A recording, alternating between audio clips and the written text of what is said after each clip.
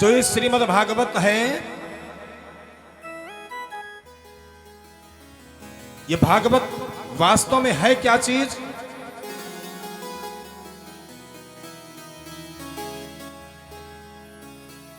भागवत वास्तव में है क्या चीज? तो व्यास जी महाराज कहते हैं कि भागवत में 4 अक्षर है। भा ग व त। भागवत में 4 अक्षर हैं और ये भागवत 4 अक्षर नहीं है, ये भागवत के 4 लक्षण हैं।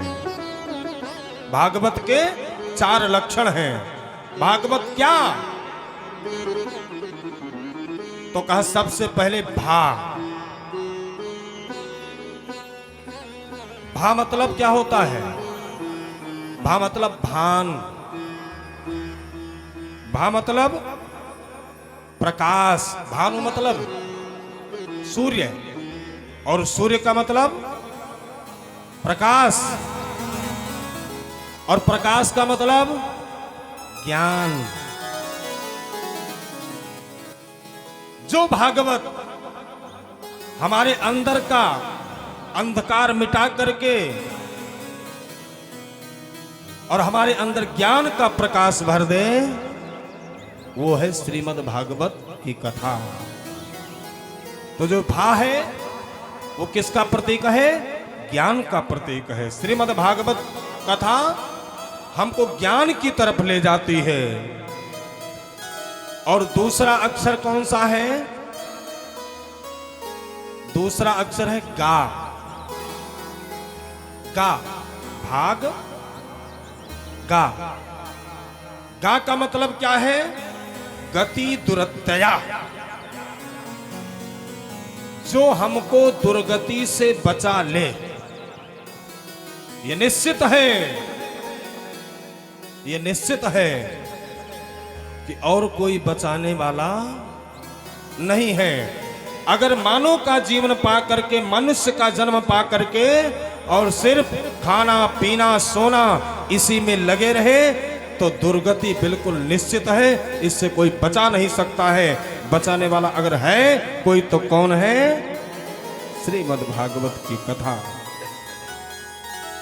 जो दुर्गति से हमको बचा ले वो है श्रीमद् भागवत की कथा। और अक्षर कौन सा है? बोल दीजिए। वाह। वाह का मतलब बरीयान सर्वशास्त्रेषु। ये सभी शास्त्रों का सिरमौर है। श्रीमद् भागवत सभी शास्त्रों का सिरमौर है। 6 शास्त्र, 18 पुराण, 4 वेद, ये सभी शास्त्रों में ऊपर है, सबसे ऊपर है। आप आगे कथा सुनेंगे कि जब महाराज परीक्षित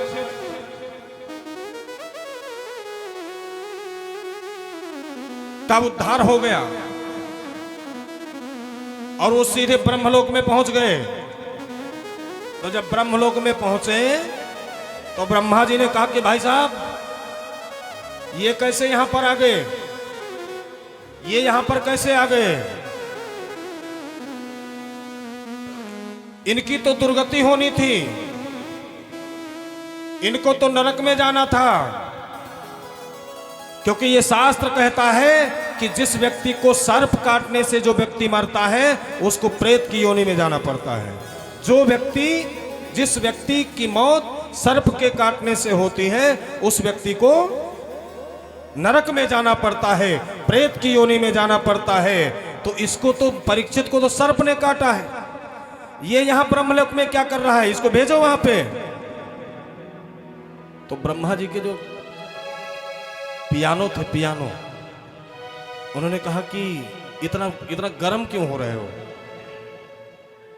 पता करो आया क्यों है, ये कैसे आया है।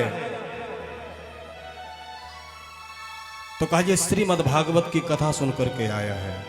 कहा श्रीमद् भागवत कथा क्या चीज है भाई, कौन सी वस्तु का नाम है श्रीमद् भागवत की कथा। कहा श्रीमद् भागवत की पोथी मंगाओ। एक तरफ श्रीमद् भागवत की कथा की पोथी रखी गई और एक तरफ सारे शास्त्रों को रख दिया गया, सारे शास्त्रों को रख दिया गया, लेकिन श्रीमद् भागवत का ही पलड़ा भारी रहा और सब के सब ग्रंथ ऊपर उठे रहे और श्रीमद् भागवत नीचे। तो सभी शास्त्रों का ये क्या है, सिरमौर है, सिरमौर है। चाहे राम कथा हो, आप देखो श्रीमद् भागवत कथा में रामचरितमानस में कृष्ण कथा नहीं है, रामचरितमानस में कृष्ण कथा नहीं है, लेकिन श्रीमद् भागवत में कृष्ण कथा भी है, राम कथा भी है और शिव कथा भी है और देवी की कथा भी श्रीमद् भागवत महापुराण में है। तो ये सभी शास्त्रों का सिरमौर है। ये भागवत के 4 अक्षर नहीं, भागवत के 4 लक्षण हैं। चौथा नंबर कौन सा है, हमको बड़ा अच्छा लगता है, हम वहीं पहुंच जाते हैं। भैया, हाँ जी तिवारी जी, आधी कथा मैं करता हूं यहाँ पे ना, और आधी कथा है हमारी। ये राधे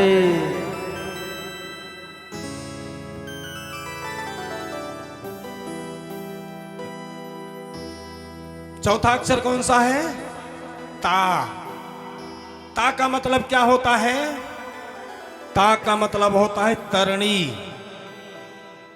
तरणी, तरणी बराबर नौका, नाव।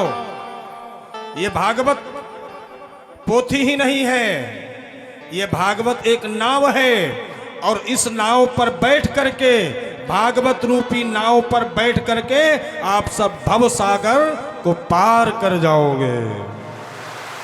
ये है श्रीमद् भागवत की कथा। और गोस्वामी बाबा, अच्छा एक बात मैं निवेदन कर दूं, चाहे कोई कितना बड़ा विद्वान हो, चाहे वो शिव कथा कहे, चाहे राम कथा कहे, चाहे देवी कथा कहे, चाहे भागवत कथा कहे, चाहे कृष्ण कथा कहे, जब तक तुलसी की रामायण का सहारा नहीं लेगा वो कथा कर ही नहीं पाएगा। किसी को आप देख लीजिए। और एक बात और सिद्ध कर दूं, जिस बात पर तुलसी कि रामायण की रामचरितमानस की मोहर लग जाती है, वो बात पक्की हो जाती है कि हाँ ये तो तुलसी बाबा ने लिखा है, तो ये बात सत्य है। किसी व्यक्ति विशेष का नाम नहीं लिया। गोस्वामी बाबा कहते हैं कि जो भी भवसागर को पार करना चाहता है उसको क्या करना है, उसको राम कथा रूपी नौका पर या कृष्ण कथा रूपी नौका पर बैठ जाना है। और जो कृष्ण कथा रूपी नौका में बैठ जाएगा वो पार हो जाएगा। अच्छा, नौका की एक बड़ी विशेषता और होती है। नाव में आप बैठ जाइए तो आपको कुछ करना पड़ता है, नाव में आपको कुछ करना नहीं पड़ता है, सिर्फ नाव में बैठना होता है, नाव में बैठना होता है, आप सिर्फ बैठ जाइए। लेकिन हर कोई नहीं बैठ सकता है, फिर वही बात आती है, हर कोई नहीं बैठ सकता है। उसके लिए मानव जीवन ही ऐसा जीवन है जो राम कथा और कृष्ण कथा रूपी में नौका में बैठ सकता है। तो कृष्ण कथा नौका है और मानव जीवन उस नौका में बैठने का मौका है, उसमें बैठने। तो किसी ने प्रश्न किया कि भैया इतने लोग बैठ जाएंगे, इतने लोग नौका में बैठ जाएंगे और नौका कहीं फट गई, कहीं टूट गई, तो कहें तो बड़े बड़े जहाज डूब जाते हैं, बड़े बड़े जहाज बीच से फट जाते हैं, तो गोस्वामी बाबा मोहर लगाते हैं, कहते राम कथा ता कहूं दृढ़ नावा, बहुत मजबूत नौका है, ये टूटने वाली नौका नहीं है, टूटने वाली नौका नहीं है। इसमें आप सिर्फ बैठ जाइए, आप उस पार हो जाओगे। जगत गुरु शंकराचार्य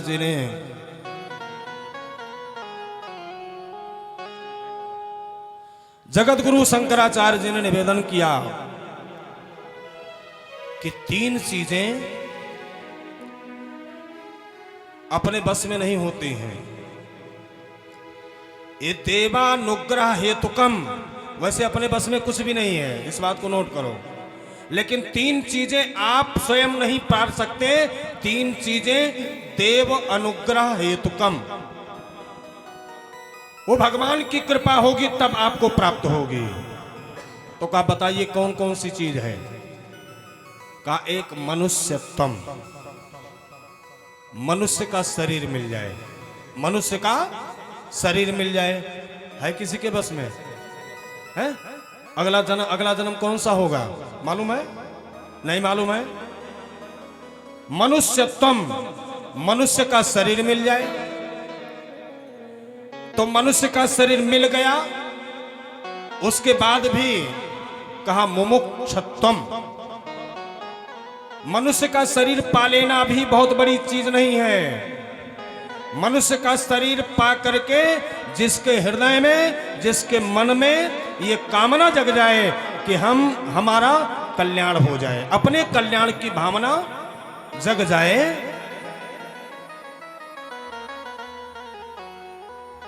ये भी उसी की कृपा है। मुमुक्षत्वम। और तीसरे नंबर पर आता है महापुरुष संश्रया, मनुष्य का जीवन मिल जाए, अपने अंदर ये कामना जग जाए कि हम अपना कल्याण कर ले, लेकिन फिर भी पर्याप्त नहीं है, का फिर एक बार कृपा होनी चाहिए उसकी। क्या होनी चाहिए? कि महापुरुष संश्रया, महापुरुषों का संग मिल जाए, महापुरुषों का सत्संग मिल जाए। तो ये भगवान की अहेतु की कृपा है कि आपको ये तीनों वस्तुएं मिल चुकी हैं।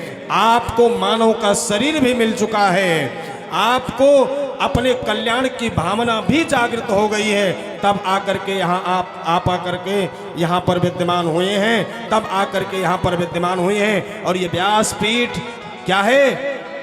ये कहा महापुरुष संश्रया। यहाँ जो आपको सुनाया जाएगा ये आपको महापुरुषों की वाणी ही सुनाई जाएगी। तो आप तीनों तरीके से परमात्मा की तरफ से सेलेक्ट किए गए हो, तीनों तरीके से आप परमात्मा की तरफ से सेलेक्ट किए गए हो। मैं निवेदन करूं, पब्लिक, ये कोई बाबा बोल रहा था, संत बोल रहा था कि पब्लिक जिसको इलेक्ट्रेट करती है, पब्लिक जिसको वोट करती है, वो विधानसभा में बैठता है, वो लोकसभा में बैठता है, लेकिन परमात्मा जिसको इलेक्ट्रेट करता है, परमात्मा जिसको वोट करता है, वो आकर के भगवान की कथा में बैठता है, भागवत की कथा में बैठता है। तो आप सब परमात्मा की तरफ से सेलेक्टेड पर्सन हैं। आप यहाँ आकर के परमात्मा के यहाँ पर विद्यमान हुए हैं, और ये